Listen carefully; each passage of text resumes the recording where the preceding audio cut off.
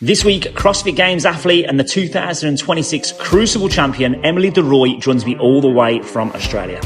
Past accomplishments and future endeavours are all discussed here in episode 16 of The Unfiltered Athlete. Don't forget to like and subscribe to the channel, as it would mean the absolute world to me. And without further ado, here is the full chat with Emily. Right, okay. Welcome back to The Unfiltered Athlete. This is episode 16. Joining me today, Emily de Rooy, all the way from the beautiful land of Oz. And sort of fairly good experience of the UAE where I'm based. And I know that you're sort of thinking of moving at some point here because your training program's there. Whether you'll get here or not is a different question with what's going on. However, we're here today to talk about your journey in terms of being an athlete, your upbringing, the sports that you did in Oz. I know there's a lot of sports on offer to grow up with in Australia. And yeah, just to talk about what's been going on for you, how you've been feeling with training, and basically what's next. So I think we'll start the question off as a lot of people now know you for CrossFit and being in the CrossFit space.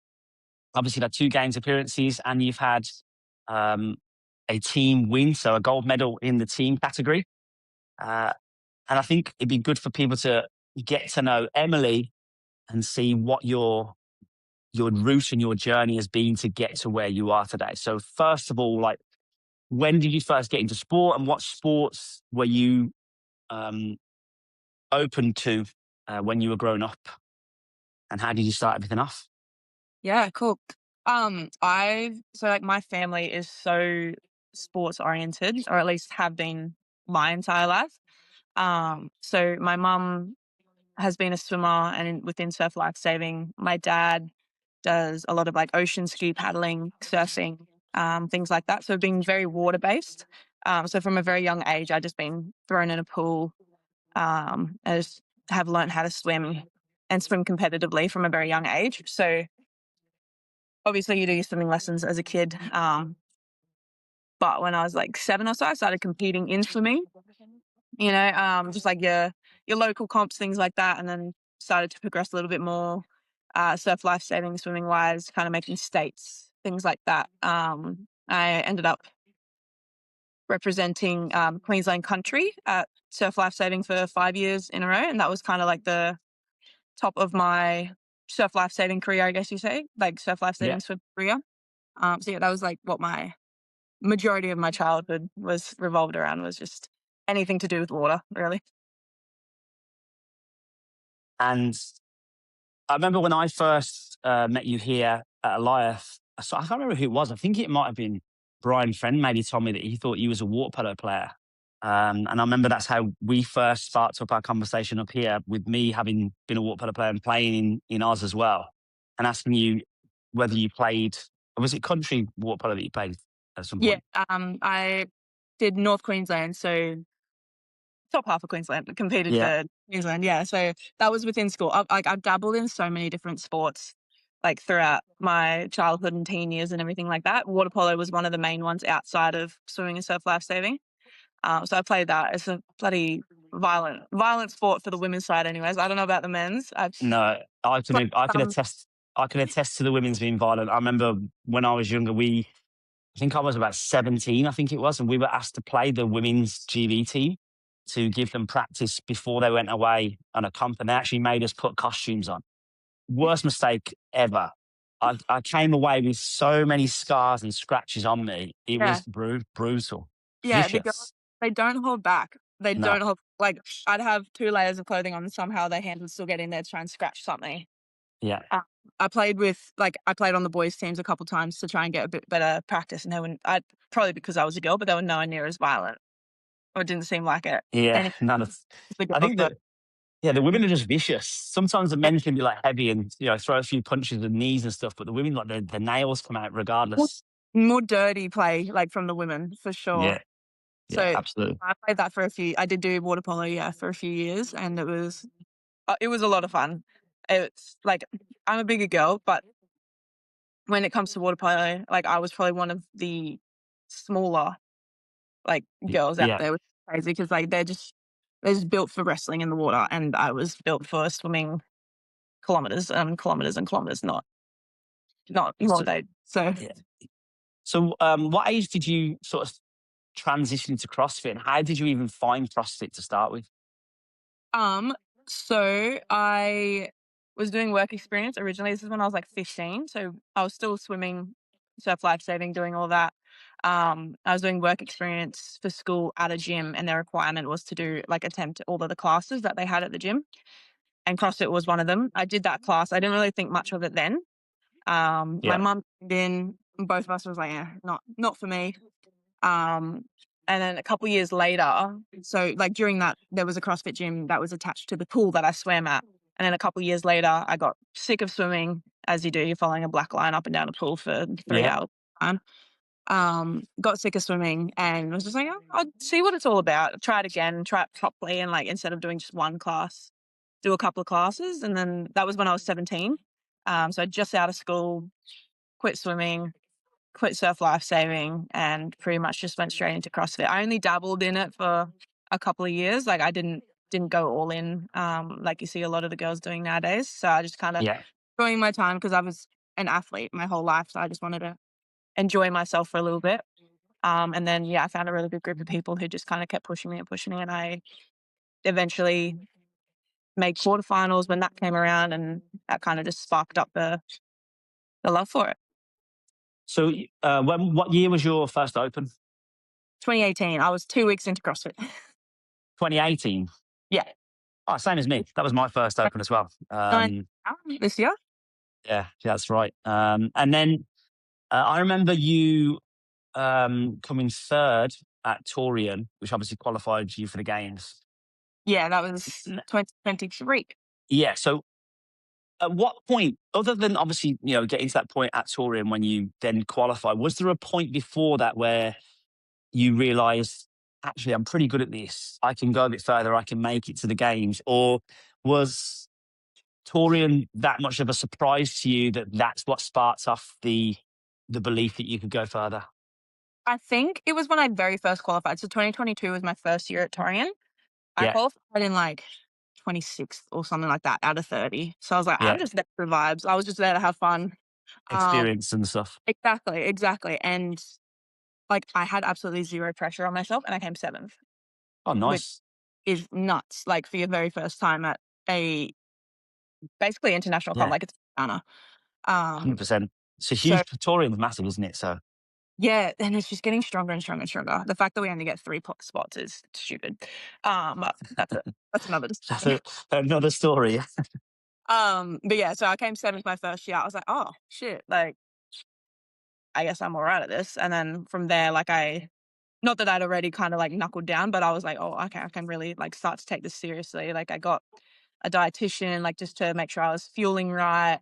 Um, I think I was with Proven at the time, Yeah, um, of my very first Torian. And then I ended up moving over to have my own like in-person coach. So the owner of my old gym, CrossFit Townsville, he ended up being my coach, and he's who got me to the games the next year. So nice. yeah, Then how was that experience as a whole? The first, because your first year at the games, 2023. How was that experience as a whole as a rookie? it was a really good experience. I unfortunately went into it like 3 weeks earlier. I'd bulged a disc in my back, so I Nice. couldn't do much at the time. So that was incredibly unfortunate. But I just went in. I was like, just don't think about it. Just do what you can. If you can't do something, you can't do something. And I did end up last, but, like, I was lucky to even be able to pick up a sandbag that we had to squat. Yeah, so, Yeah, other than that, it was a really good learning opportunity for myself to kinda just take in and learn as much as I could without having the pressure of, like, competing, I guess. Like, obviously, everyone wants to do as well as they can at the games, yeah. but, yeah, I just kinda had to have a different approach to it considering that I couldn't lift a bar 2 weeks beforehand. So yeah, Was but there a learned a lot from us, like, about myself and yeah.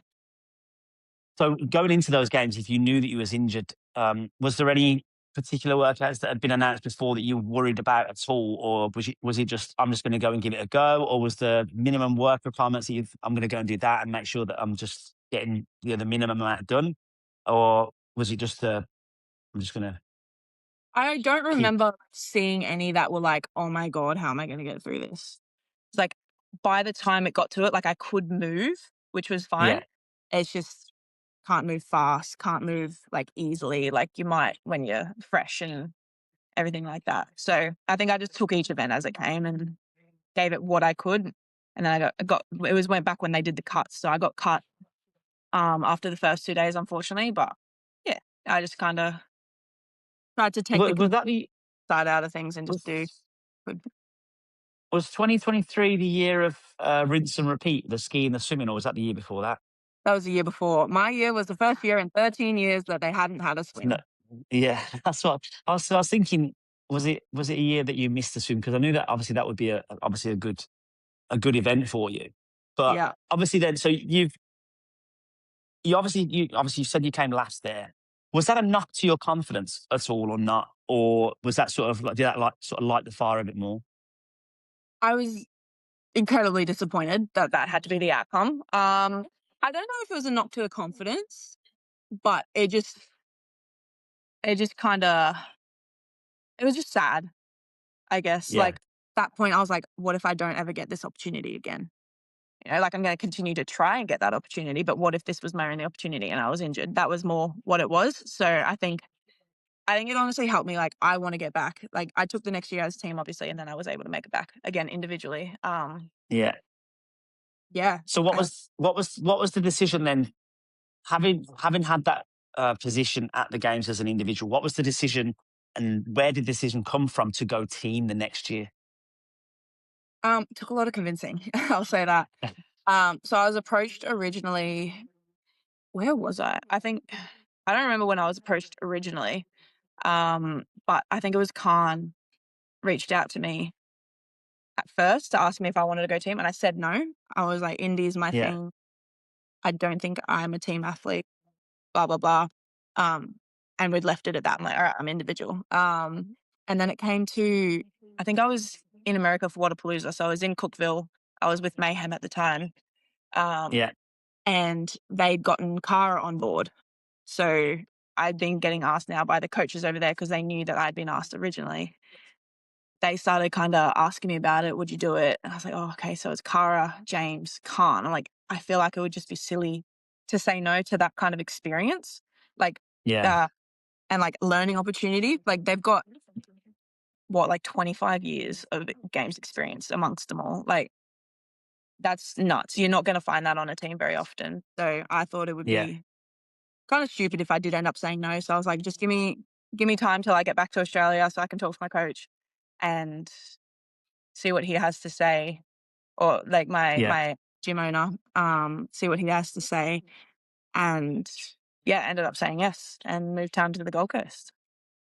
Nice. And then obviously a huge learning curve for you, and then obviously on a sort of another sort of downside going into obviously those 24 games. Obviously, we know what happened. I just wanted to sort of talk to you about your experience there. Um, on the in a team, obviously, so you're not as an individual to make an individual decision yourself. You obviously make a decision as a team to sort of stay in the event. I don't want to go into details too much because I know everyone else's experience is different and stuff. But what was the vibe like competing there after what happened, and how tough was it mentally to take yourself and drag yourself through each workout? Um, I think well, this is for me. I'm like obviously the team and stuff talk about it. Me Yeah, personally, the we continue competing because otherwise I feel like it would just be we'd be sitting at home just thinking about everything that's happened, what could have been done differently, blah blah blah. yeah, Um, I think we ended up competing just to well, like unfortunately, like, it's our job, like this yeah, is we make money unfortunately, so like it's not like we're still going to be able to make money outside of not competing. So that was for me one reason. I'm not a very well paid athlete. But another one was just they just wanted to go out there. Like it was a sport Lazar loved, So like he loved the sport and we wanted to go out there and show our love for it. You Yeah. know, like, while things were really, really unfortunate, um, it's just it was just felt like the right decision for us. Like, there was no right or wrong decision, but that was just what it was for us, I guess, or for myself anyway. Yeah, no, and absolutely. And, people deal with things in different ways as well. And obviously, there's a lot of people that that did continue with the competition. And did you find that it affected you physically at all? Did you feel drained or anything with what was going on? And did the sort of the mental and emotional side sort of weigh down on you during the workouts because of It what was happened? it was quite like a out of body experience, I guess I could say. Like, we went out there.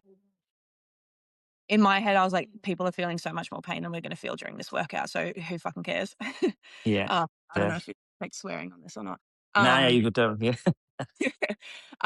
so yeah, we were pretty distraught. Like, going into the first event, we were really disappointed with the moment of silence and everything beforehand. It was 10 seconds, like, "All right, go warm up." So that was a little bit disappointing. So we took a minute before our first event, which was yeah, very emotional. Like, myself and Khan were the first two to go start the workout out of our team, and it was just kind of like he was bawling his eyes out. I was just emotionally drained at that point. I'm like, "Just go and do it." Like, we're here to work out. We're here to show what we've done for the last year together, um, and do the sport that we love. Like, it turned out yeah. to not as much of a competition as more just a showcase of what we can do. So I guess physically we kind of just blacked out and just did it, whereas emotionally we were definitely drained, but it kind of just, yeah, blacked out from it. Yeah, I was gonna say because obviously being here and watching from an outsider's perspective and watching the live stream, it was a hard watch because it was hard to see everyone sort of lined up and a lot of people in tears and stuff. It was a very surreal experience to Yeah. see that kind of thing happening. And obviously, I've got friends on other teams as well. Good friend of mine, Josh Al Sharma, on the Invictus team. I could see his persona was completely different to um, how he usually competes as well. Um, but yeah, I mean, it must have been super, super difficult. And I felt a bit sorry for, I think it was the other Mayhem team. I think everyone stood for a minute before and then one Mayhem team started.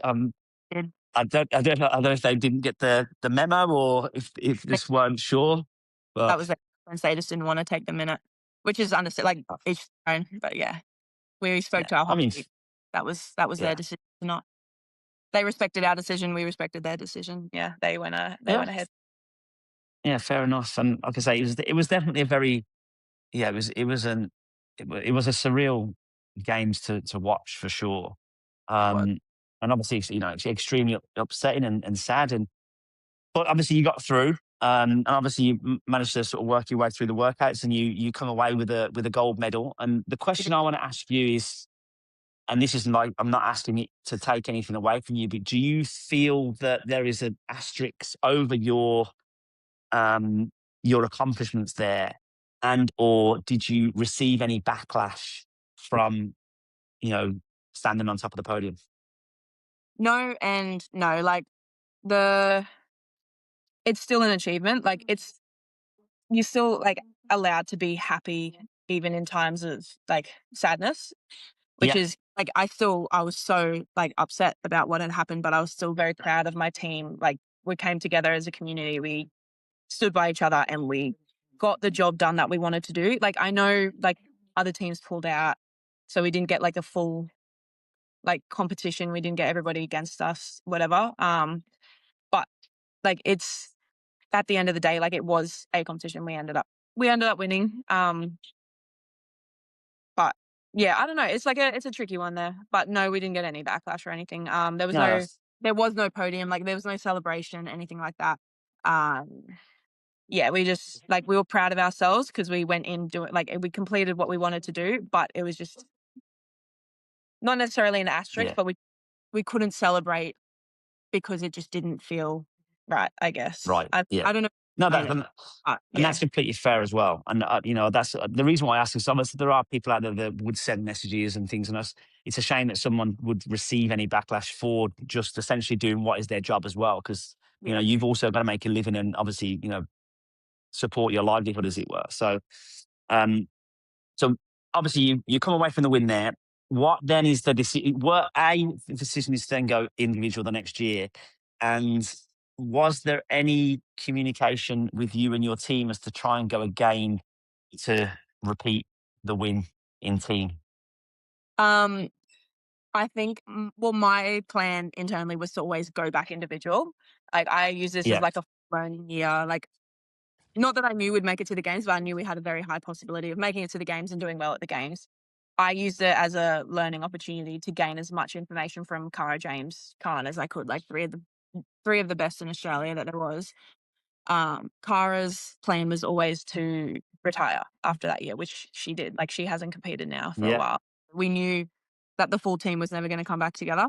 And I always knew that I was going to go back individual. So I think it was just like not unspoken, but everyone knew that this was kind of a one and done, I guess. And yeah, so I nice wanted to. to, I think Khan, when it came to the 20th anniversary or whatever, he wanted to like run the team back. He mentioned that a couple of times, but that didn't end up coming to fruition. And like James is obviously now deep in his high rocks. Um, Yeah. so yeah, it's pretty much Khan is in the Masters div and myself in the Indie div. I think that was both of our plans for the most part. So yeah, we would just do the team, see how it goes, and then go back to our original plans. So 2025 comes round, you make it back to the games again. Uh, 29th place was it? I think 2025. Yeah. Is that right? Yeah. Um, so questions there. A, were you happier with your performance this time? And obviously, were you healthy going into it? And secondly, what was the difference between your experience between your rookie year and then obviously that second year as an individual? Um, yeah, so going into that, like I had a better mindset. I just lacked so much confidence. So like if something started to go a little bit wrong, I'd slow down and I just bitch it basically. And So why do you think that is though? say again. Why do you think that that is? Why do you think that you were lacking confidence? I don't know. I've been trying to figure it out myself for a long time. Like I'm clearly not that bad at the sport. So Yeah, I don't it's a mental thing that I've been trying to figure out. And we're getting there.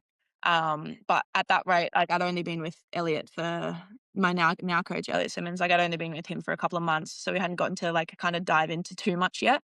yeah, Um, but yeah, like I was mostly healthy. I had some niggles. My back was still giving me grief. And like as soon as I'd feel something wrong, I would just kind of tap out and slow down or freak out or something. So that was something I've been trying to work on is just it's not going to be detrimental if I just keep going at this pace. yeah. That's what I was doing there. So I was disappointed with my performance. Some workouts I like did everything that I could. Other workouts I know that I definitely kind of held back a little bit because I was scared of hurting myself or something like that. Um, so it was just another learning thing. Unfortunately, like I've gone twice. Normally, I don't know if other people deal with this, but like you go once, you go twice. You want to make the most of it. But Yeah. for me, it's just like working on that mental game and just knowing that I can do what I am set out to do. So yeah. And again, 2025, there was no swim workout, was there? On it. No. And we That's didn't what get you. to house like swim variation the year before either. So every time I've Yeah, gone, I've missed out is on my not. water event. Yeah, missed out on one of your strengths. So, Yeah, a better experience overall, though, compared to the first time. Would you say? for sure, for sure. Like I was still able to give most workouts, like everything I had. I just technique on some movements I needed to refine and I just like blew up or I wasn't used to the volume or something like that. Like I just would overthink. I'm an overthinker, so I would overthink what's going on, what I've done, what I haven't done. Yeah. I just get in my head. But So something time at the moment. where did the where did the where did the connection and where did the decision come to actually move to Elliot at QHP? So I was with Mayhem, and I Yeah, was with him for about 2 years, but I just didn't quite like align with their views and values and everything like that. Like myself, I'm not religious whatsoever, and they nothing against it at all, but they obviously align themselves with their faith and everything like that, and yeah. that's just not me. So I That's a just fair point. Fair point Yeah, as well. I just felt like stepping away from that, as well as that, I just felt like I needed a change as well. Like I'd moved away from the Gold Coast, down to Wollongong where I am now, and I just felt like I just wanted to change some things up and kind of just see what else was out there because I was just with your mainstream like training camps. Like I was Proven, and then I was Mayhem, and I just wanted to see what else was out there. So I spoke to my mum, and she comes up with all the good stuff for me, and she was like, "Oh, you should reach out to QHP, like Elliot." So I was able to tee up a call with him. I was kind of just Yeah. doing like dabbling in other people's programs for a couple of weeks. Teed up a call with him. We were able to kind of discuss like what I wanted and what he could help me with, and if it was a right fit. And yeah, here we are over a year later. Yeah, no, I had a conversation with Elliot at the Storm Games, UAE Storm Games at the start of the year. And I actually asked him, I said, like, how are you getting on and stuff? And that's one of the reasons I wanted to bring you on was to actually talk about your process now that you've been going through with Elliot. Because one of the main things he did say to me was um, the main thing that he wanted to focus on with you was genuinely just getting you healthy. Mm, You felt that you were probably a bit overworked when you came to him, and basically getting you in a good mental state and a good sort of like healthy state to then push on with your training. And I wanted to sort of see what your view on that was and how you feel that your process with Elliot has been so far over these, well, as you say, like a year now. yeah. Yeah. So I went to him, knee issues, shoulder issues, back issues, foot issues. Like I had buddy everything under the sun you could think of. Um, I've so many athletes do, you know, we've always got something going on, but, I went to him with those issues and I told him, "This is what I've got going on. I haven't been able to fix this and this and this in however many years." He goes, "Alright, our main goal after the games is to get you healthy." So I had a knee issue that has, I'd say 80% cleared up now. It's been chronic since I was like 14. Yeah, Uh, but, like, I've had that clear up and, like, I just haven't had a coach that is so, like, attentive and just wants to fix things the right way, I guess. Like, other coaches I've had have just like, "Oh, just swap it for this if it hurts."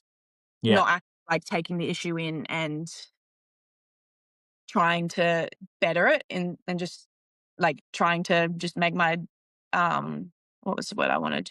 Just, like, quality of life just better, really. yeah, So, he was able to get my knee heaps better. My shoulder, a lot of people know I've had shoulder issues since 2021, and I just did my first ring muscle up workout without pain in 5 years. So he was able to get me to that point as well, which is fucking massive.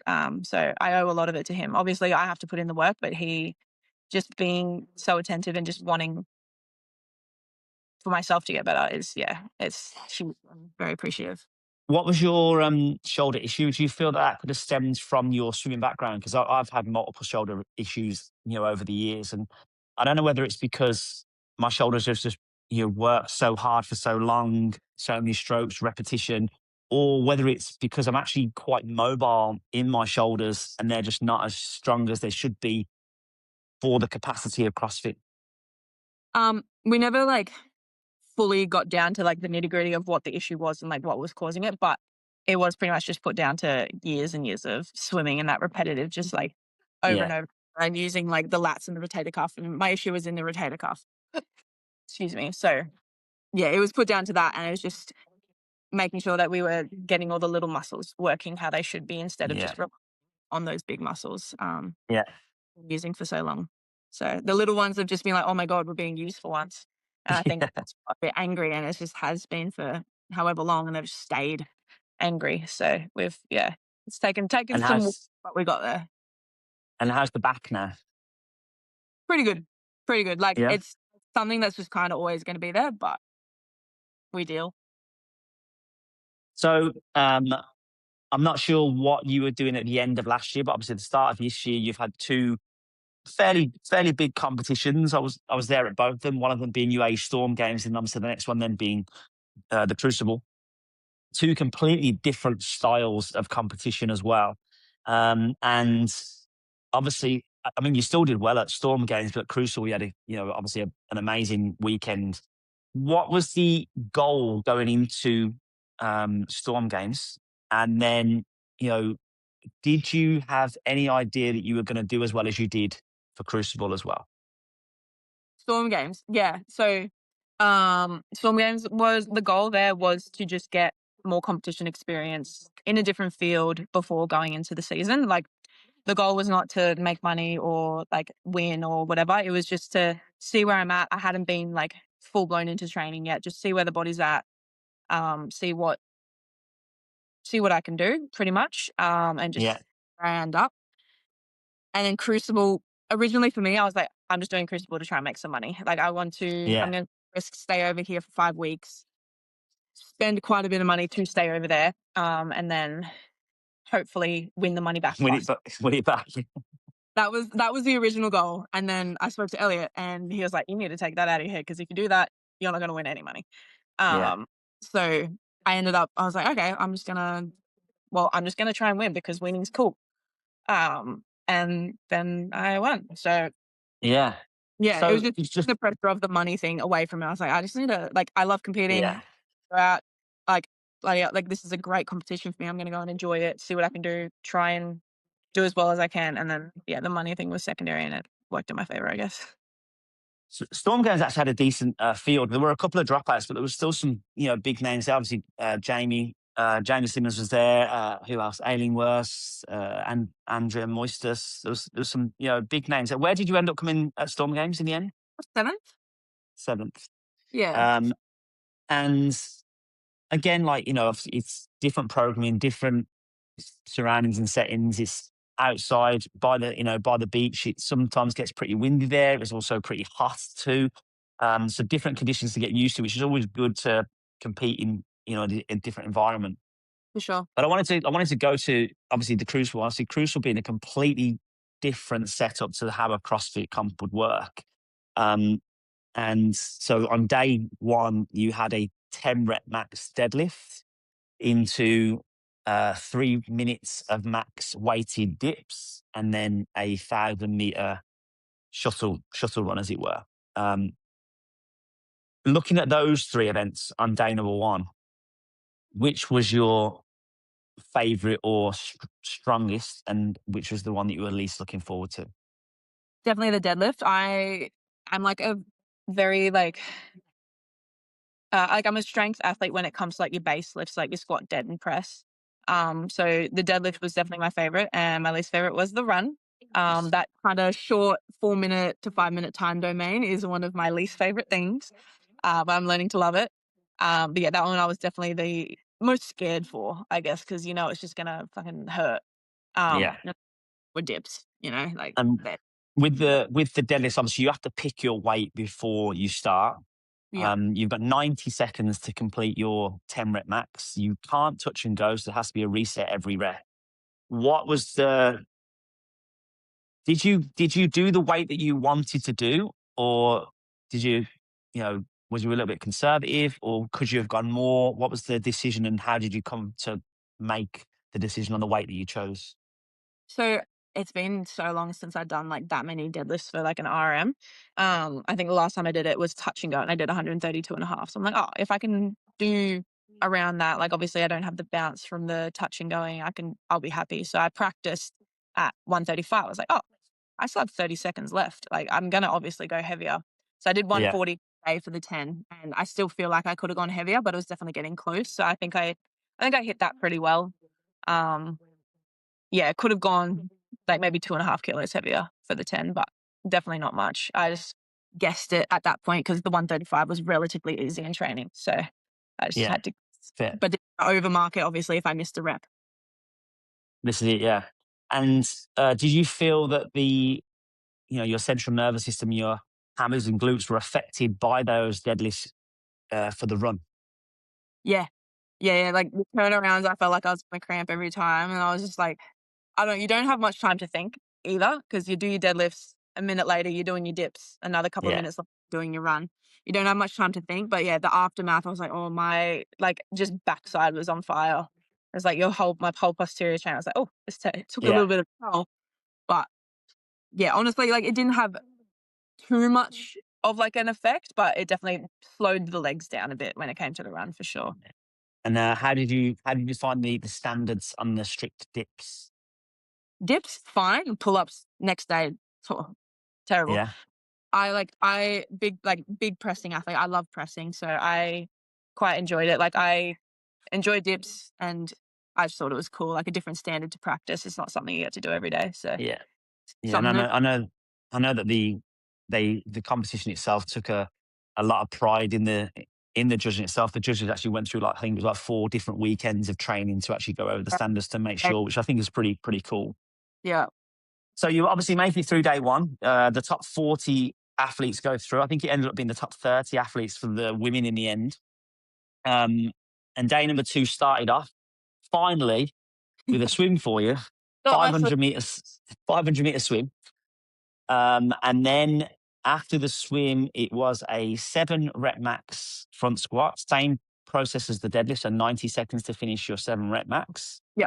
into 3 minutes of max weighted pull ups, strict pull ups, and then a Bike. 20-minute FTP test, and then a 5 rep max strict press. Yeah. Now, obviously, you got a strong squat, so your squat was good. The swim was good for you as well. You said you struggled on the pull ups, but the question I wanted to ask you was, I know a lot of people were nowhere near the numbers that they wanted on their strict press. And I put it down to the FTP being just before and literally not having the stability in the legs just to even hold themselves up properly before you even start. So what was the thought process in the weights that you were going to go for on the front squat and then the back end for the strict press? Um, I actually didn't think about how much the front squat was gonna affect, like, the bike and everything later on. So I went all out on the front squat. I nearly failed my 6th rep. I, like, hit the bottom funny. I was like, "Oh, no. Hey, I gotta do one more," and I got the last one, thankfully. Um, I think it was a 107.5, which is massive for me because I hadn't been squatting too much at that point, obviously, with the knee and everything. Yeah. Um, so that was huge, but the legs hadn't dealt with that kind of weight for that many reps for quite a while. Didn't think about that. Did my pull-ups. Pull-ups were horrid. Obviously in practice you don't get the judging and everything like that. So you do more reps in practice and then they're a bit more strict when you're out there. Yeah. And yeah, going into the FTP test, the legs were fried and I wasn't prepared for it. Was like, I spoke to Elliot beforehand. He was, "Oh, just stick around 2:30." I was like, "Oh, okay."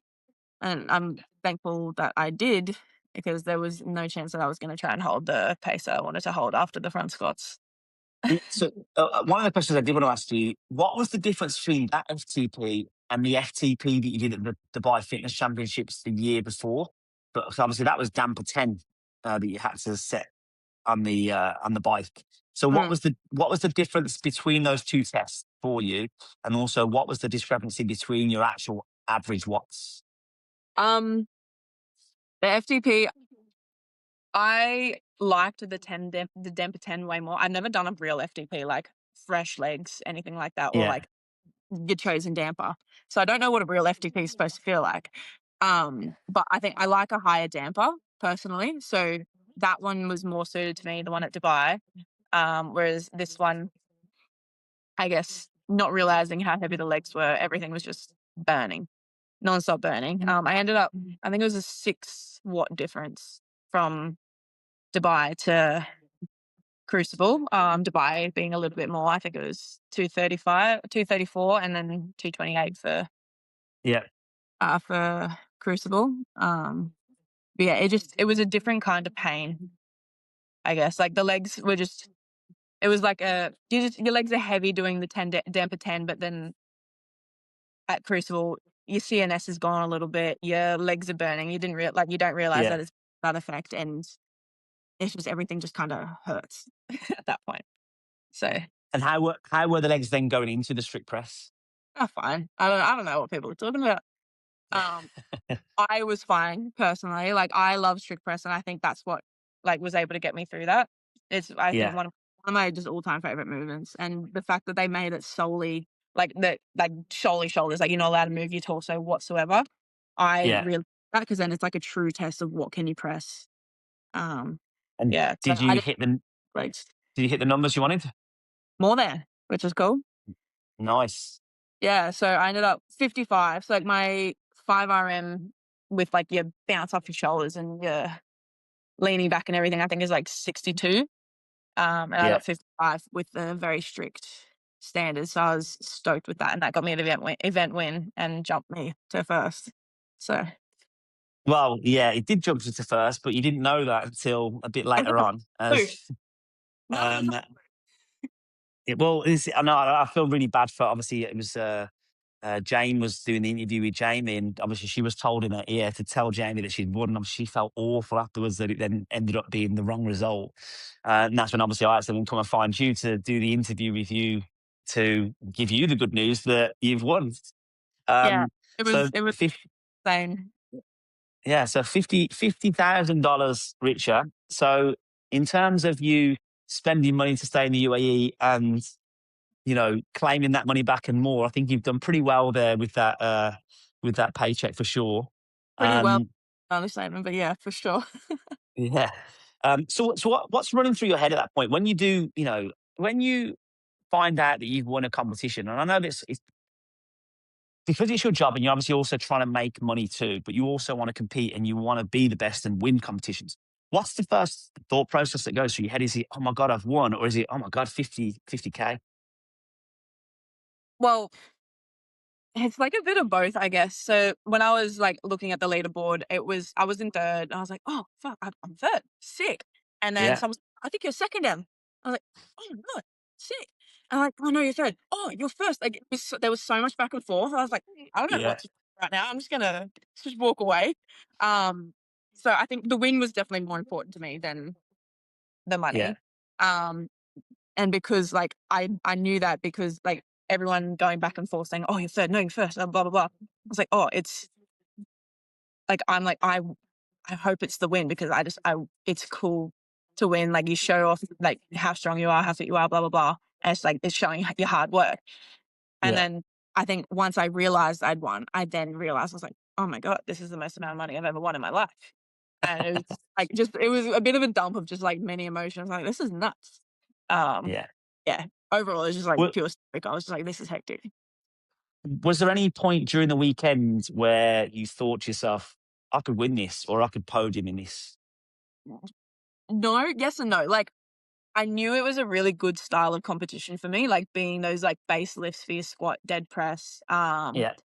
and then the swim being in there especially. Like, I knew it was a good workout for me, like, a good competition for me, but there were also, like, the workouts I was like, "Oh, I know I'm not amazing on a bike erg. I know I'm not an amazing, like, 1K kind of distance runner." So I was like, "Oh, top 5 is my goal, and I will be super stoked if I can go top 5." And yeah, I was like, just set myself a goal, and if I achieve it, sweet. If I don't, whatever.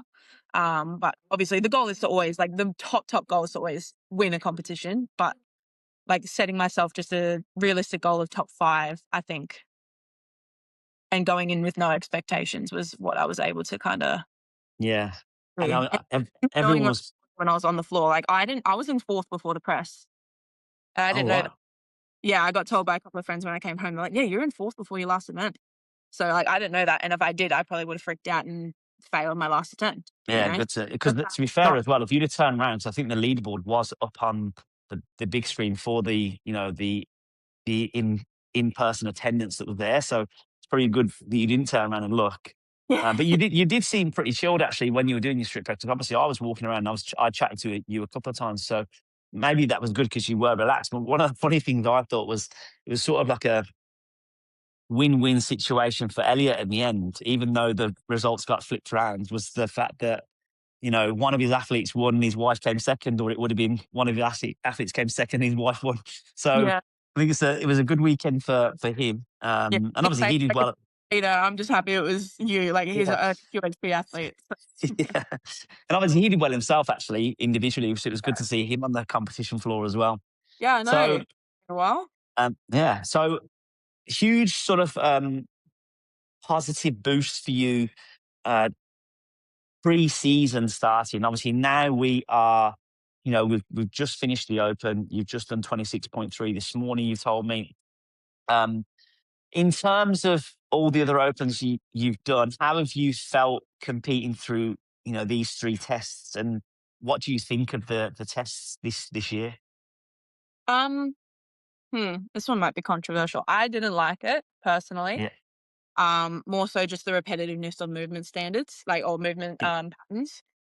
Wall I balls think and thrusters, you mean? yeah, I think that's quite common across a lot of people, and like the fact that pretty much, obviously, the second one wasn't an AMRAP for us, but when I'm Yeah, thinking community, every workout's an AMRAP, yeah, which I don't like. Like the open's supposed to be for the community, like it's not supposed to be for us athletes. It's just kind of ticking off a box for us.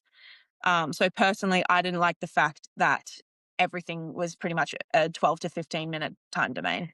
yeah, Like it was very much the same. You didn't have, for us, we had our sprint-ish style with the second workout. Um, a lot of people getting around that 7-minute mark, but 12 minutes for the first one, 16 minutes for the second one, and not many people finishing.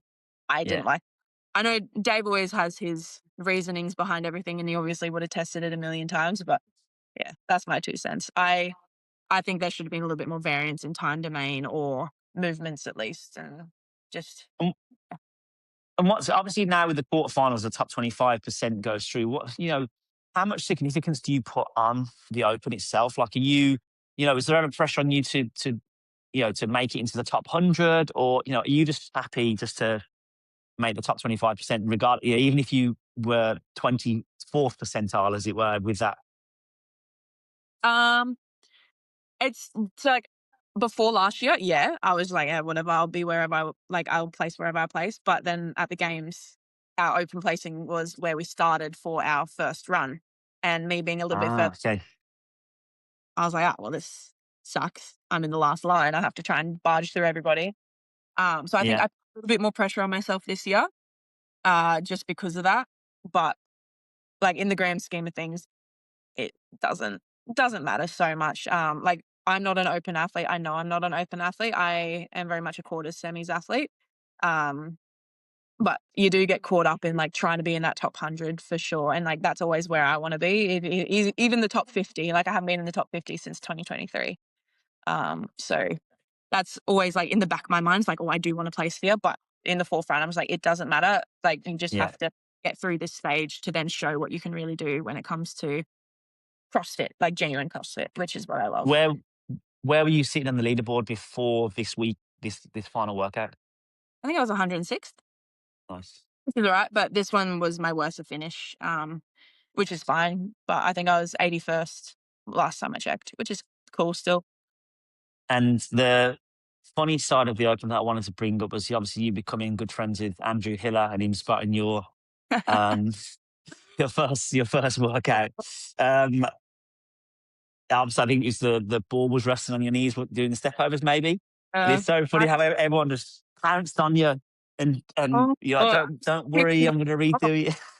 It was non-stop. I'm like, brother, do you not have anything better to do? I made a mistake. I'm human. My judge didn't see it. Whatever. I'll fucking redo it. Who cares? But just like people were This, making such crazy comments. One person was like, women, they don't like taking accountability. Thing with me being a woman. I just back out. I'm sure you fucked up workouts. I'm sure you put your leg on your knee when you do a dumbbell snatch. Like, who cares? yeah. Did you beat your score when you redid it, or Yeah, by one rep. there you go? So I mean, but it just made I liked it though, because at least you actually came out and you addressed it and you took accountability for it and you redid it, which is good. I know that there's a lot Like, of it going on. I like to laugh at myself as well. So like when he put it up, I just commented. I was like, YOLO. I for him, I thought it was funny. Like, oh, I've been called out. I will redo it, you know. But Yeah. just every man and their dog wanted to have a bloody comment on it.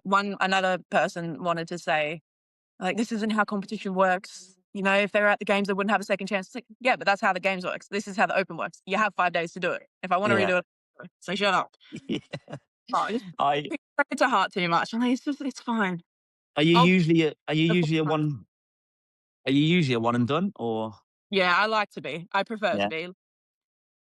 And I'll and read, also, and I did. w- what is your so what's your opinion on, like, how Hiller goes about things? Because obviously you've pulled out, so now you've personally been affected by comments that come back from it. Because I kind of understand what he does, and I think it's a cool thing to call people out to make sure that the competition is as fair as possible on the standards. But I guess that because of the platform that he's got, by calling people out, maybe sometimes forgets the backlash that then the individual gets. And obviously some people might not be able to deal with that or handle it well. Yeah. And it can be really sort of detrimental. Obviously, you're able to sort of have a laugh and a joke about it, which is great. And then you redid it, and you obviously, standards become fair again. Um, but I think there's a fine line. It's like a very grey area sometimes as to calling people out, but then how the community reacts and jump on the actual individual itself. So I like the fact that he calls like us athletes out. I Yeah, think that I don't think it's entirely fair if he's calling every Tom, Dick, and Harry that's doing it wrong in their gym who's coming the bottom 10%. Like, yeah, they're doing it because it's part of their gym. They want to be a part of the community. If they do something slightly wrong, who cares? It's not, I don't think it's going to change their score whatsoever. I don't like that part where he's just calling out, even like I saw like some old dude once, I think he called out on. I personally don't like that. Like, I know he's got his ways or whatever, but I like the fact that he calls like the higher level athletes out because that's where it does matter going forwards. yeah, Um, but most people are just doing it just to do a workout. I don't like it's not the end of the world. Like, everyone does something wrong eventually.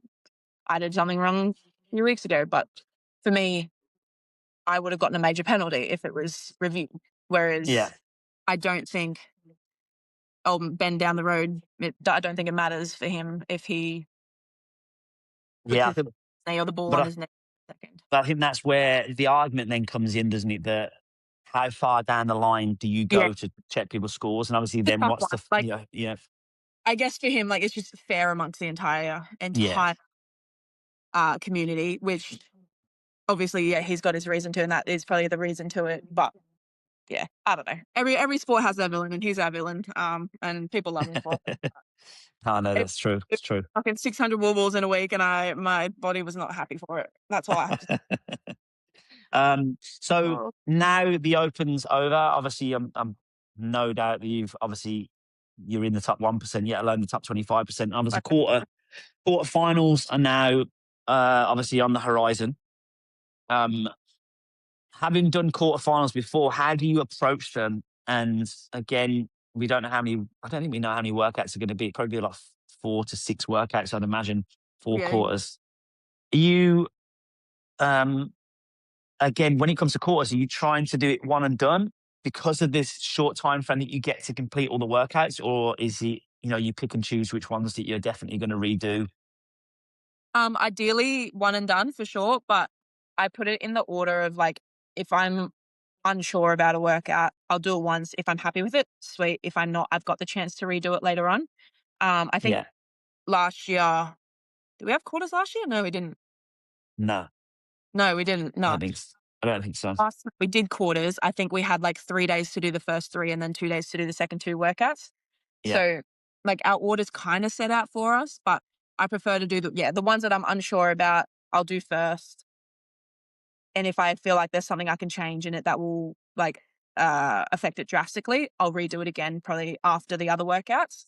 yeah, Um, and then the ones that I'm maybe either more confident in, or normally it would have been like ring muscle ups. If there's ring muscle ups, I'll try and do that later on, try and get my good scores in, and then do what I can when it comes to like a worser workout, I guess. yeah. Uh, but yeah, it just all depends on what comes out, I guess, and like what body parts are going to be affected by each workout. And what if you were to look at your strengths? What do you want to come out? What movements do you want to see in the quarterfinals? Handstand push-ups, I love something strict upside down, anything upside down. Really, I love. GHDs are cool. I think it's a cool movement to test stuff up the midline Yeah. and see what else you can do with the fucked up midline. Um, yeah, I don't know. I'm always happy to see anything. Really, it's just like a good test of fitness. But I definitely hope that there's something upside down because we haven't seen it for a bit. And what is I'm guessing you're going to go to touring again. Yeah, What's the qualification process for touring this year? How does that work? we're using the quarters. We just have to submit on competition corner on a separate leaderboard. Okay. And is it top 30 or top 40? It was originally 30 last year, and then they changed it to 40. So I don't know what the plan is this year, but at least 30. And who do you think is your main competitors vying for that spot in in at the games from touring? Is there anyone up and comers that you're aware of, or is there anyone that's the usual sort of standard Like, people that you're obviously, competing we've got, against? our usual girls, like, so there's, like, myself, Grace, Maddie, like, Daisy, um, like, all doing individual, and then there's the girls that haven't made it yet. So, like, Jess Green, insane Yeah, athlete, she's at Waterpalooza at the moment. Um, Emily Clements, also insanely fit. Like, there's just so many fit girls, like, even the younger girls coming through. Um, yeah, you honestly, you never know because, like, myself, my first year going in 26, coming out 7th. Like, you never know who's gonna come from the back and just surprise you. So you just have to kind of be wary of anyone really, because you never know. yeah, absolutely. And it's touring does its own programming, right? It's not done through CrossFit. Yeah, yeah, they do their own programming, which I love. I love Mike's programming, the owner of Torian.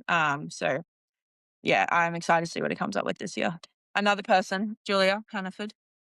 Yeah, She's true. been training like an absolute dog. So I'm excited to see what she gets to do as well. And has it been announced that you only get 3 spots from touring? Is So that that's confirmed? I think yeah, the 3 spots, yeah, I think it is, which I think we deserve more, personally. Yeah, yeah, 'Cause, like, I look I at the agree. leaderboard, 20% of the leaderboard is Australians, like, in the top 100.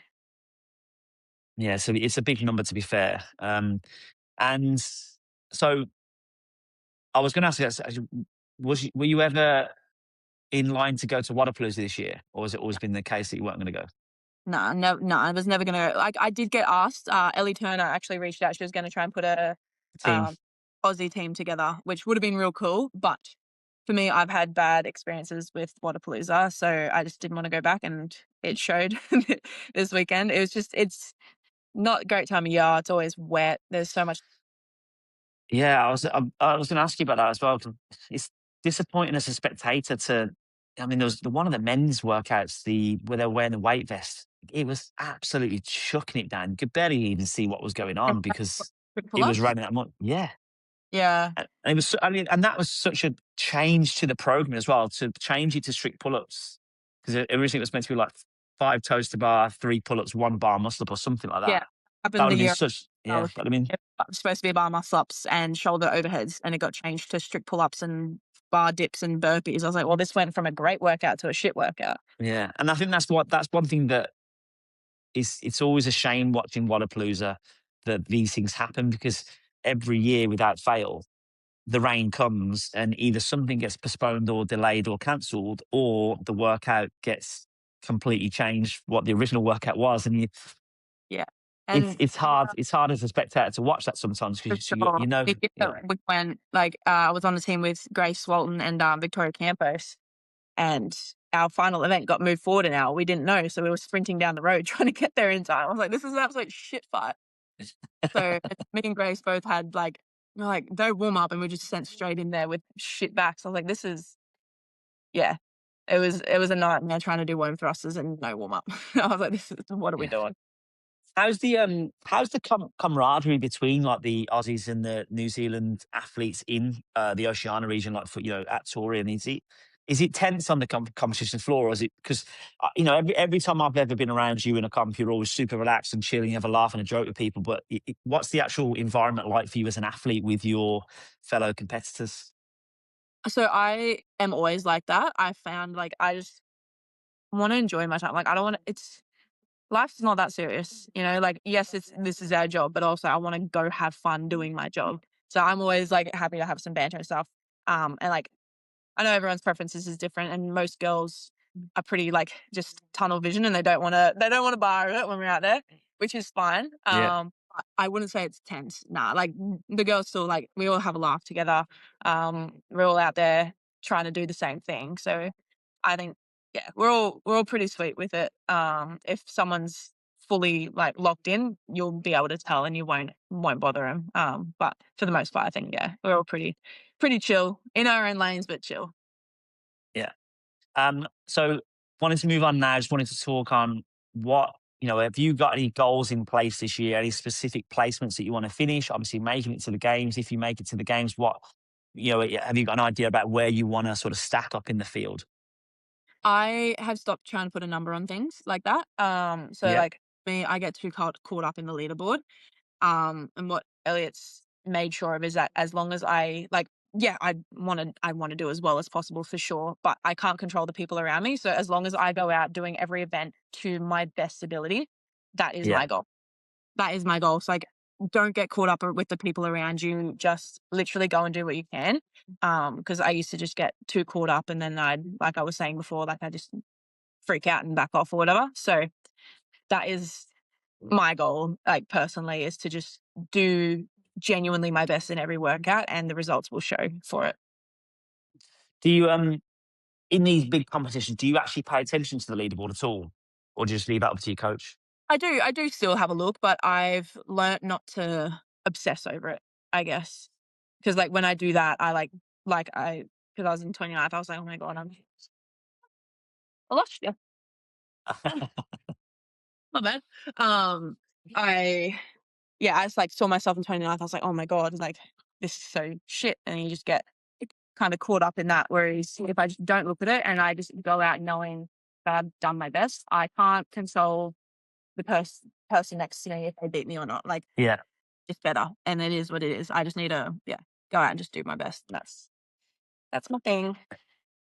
And obviously, other than making it back to the games this year, have you got any other goals or competitions sort of in mind that you want to compete at or you want to try and qualify for? I think like Rogue is on I think everybody's bucket list. Yeah. So I've never had an attempt at it. Obviously they send their invites, I think, to if you're in the top 15, like overall after 2 years or something like that, they'll send their invites out to you. Um, I obviously will not be within that range. So unless I win this year. So I think I want to try and do the qualifiers and qualify for that. And yeah, I'd love to go over there and do that competition. I'm also like Yeah. my heritage is from like Europe, from the Netherlands. So I just love to go explore Europe, even just Oh, have an excuse nice. there. I used to live in the Netherlands. So I know the Netherlands well. Yeah. Um, so uh, obviously, main goal is games. Obviously, wishing you all the best, in the preparation for that. I just wanted to sort of like leave you now with a question to ask you what you've got a lot of youngsters that are going to look up to you, a lot of Aussies that are going to look up to you. Strong female within, a tough sport. If you was to go back and give a message to yourself as a youngster, what would that message be in terms of, aiming for what you want to achieve, but also like broaden it out to what message would you give to the youngsters that are looking up to you? So for myself, I've dealt with like a lot of backlash about like body image and stuff like that. Like throughout school, I was told you look like a man, you're built like a man, blah blah blah. You're a boy. Um, I used to have the nicknames Emily Deroids because they thought I was on steroids because I was so muscly. So it's absolutely hilarious now. Then Kids I are try. kids are savage, man. That's It's hilarious now. Um, but for me, like just being proud of what your body can do. Like, so many girls are too scared of lifting heavy, trying to be the skinniest that they can be. Like, the biggest thing is to just be proud of what your body can do. Like, I think it's epic that I can go put 100 kilos over my head. And I want all the young girls that are trying to do that, like, to be proud of that and not be scared to show it off, things like that. So I wouldn't put it to competing, but yeah, just like an overall thing, because I know a lot of young girls go through it. There's just just be proud of what the body can do, because it's not every day that you get to have the opportunity to lift and things like that. Like back in the day, it was frowned upon for women to do that. So I think it's cool that now that it's a like normalized thing. So yeah. yeah, just be proud. And growing up, uh, and even in CrossFit as well. So growing up as a youngster, heavily involved in sport, like who were your idols that you sort of followed and looked up to? And do you also have like someone that you follow and look up to within the CrossFit space as well? Um, I don't remember having anybody specific. My mum trained so much. Like, she would be the one to wake me up at 5 a.m. every day to go swimming when I was younger. So I think she's more my role model than any other, like, competitor around me. Like, you have your like celebrity like sport crushes or whatever. Like, when I was in surf life saving, your Courtney Hancocks and everything like that. Um, but I've never like idolized anybody. I just have just been brought up in a world where like my mum is doing the same thing that I want to do. So like she's got Australian records in swimming and stuff. So she was who I looked up to the most. And she's a great swimmer. Like, she's muscular as well. And yeah, so she's somebody that I've always No. always looked up to, even in a Yeah, it was. metaphorical sense and in a literal sense. And is there anyone in CrossFit that you've sort of like followed as you've like got into CrossFit and followed? I'd imagine that Tia's probably up there being an Aussie as well. But is there anyone else that you sort of thought this is a really cool athlete? They're a great role model, and I love what they do in the space. Like Tia when I was younger, for sure. Um, but now like she's she's a competitor alongside me, so it's like a little bit different. But getting to know like Jamie Simmons, used to be Jamie Green, like getting to know her more, I've Yeah, found her to be like an amazing, just like one of the most humble athletes out there, and I think that's someone I strive to be like. Like, she wants to be the best that she can be, but she also just doesn't look at the labels, and is just happy to be there and is always just loving life. So that's who I like strive to be, for sure. And she's, yeah, like, start getting to know her more and more, like, as the years gone on. She's definitely shown like a really cool side. yeah, she's a veteran as well, isn't she? She's been Yeah, around she's for a been long around for time in the space. Um, and last question: if you weren't a CrossFitter, what would you be doing with yourself? What would what would you be pursuing in life in terms of work, etc.? um well, my original plan this year, I was going to join the firefighters. But like sports wise, Either I sports or work career. yeah, for What would sports stats, I was into footy, like, a little bit when I like, rugby league, rugby union when I, started to get a so little it's bit more into fit. when you say footy, we're talking rugby or we're talking Yeah, rugby AFL? league. Yeah, sorry, rugby league. So I was playing that when I was starting to get a little bit more into CrossFit, and my decision was between the 2. Um, Originally I was like, "Oh, it'd be cool to go into the WNRL," and, like, I'd had some talks with some people, but I ended up Oh, taking the cross. nice. I reckon that would have been my sporting route. Yeah. And then, yeah, the firefighters, like, that's still a way I wanna go.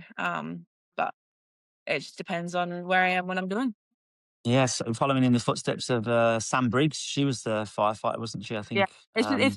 It's a really cool job. Like, I've done a lot of research on it.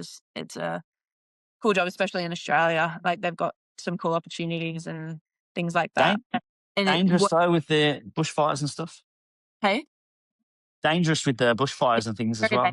very dangerous, but, yeah, and it works well as an athlete as well. So it's, like, kinda something I would mix in, with what I'm doing at the moment. But if I wasn't doing CrossFit whatsoever or sports whatsoever, I actually have no idea where I'd be. I'd do something with my degree, probably. Like, I went Yeah. to 4 years, for sports science, so I'd probably add on top of that and do some masters and try and figure out a separate life. Nice. Nice. Well, thanks for joining me today. I appreciate you giving me your time and coming to chat to me. Obviously, I want to wish you all the best for the remainder of the season with the quarterfinals. Hopefully, there won't be any more videos of you on Andrew Hiller. But I have been I'm reading all the stats. They've been glued up on the whiteboards at the gym as well, so I'm studying them like crazy now. I don't want that happening love again. it. Love it. Well, yeah, I wish you all the best. And obviously, I'll be watching that to sort of see how you get on. And yeah, thanks for joining me, and thanks for obviously putting a positive message out for everyone to listen to. Yeah, thank you so much for having me. I appreciate it. No worries. Huge thank you to Emily for taking the time to update us on her current plans and goals for the season. As always, we are wishing her all the best and can't wait to see her perform on the big stage again as soon as possible. If you want to follow Emily's journey, you can do so via her Instagram handle @EmilyDeRooy, and look out for her name on the CrossFit leaderboard leading up to the Victorian Pro. Thanks for listening to another episode. And if you've not already, please don't forget to like and subscribe, and we will see you in the next one.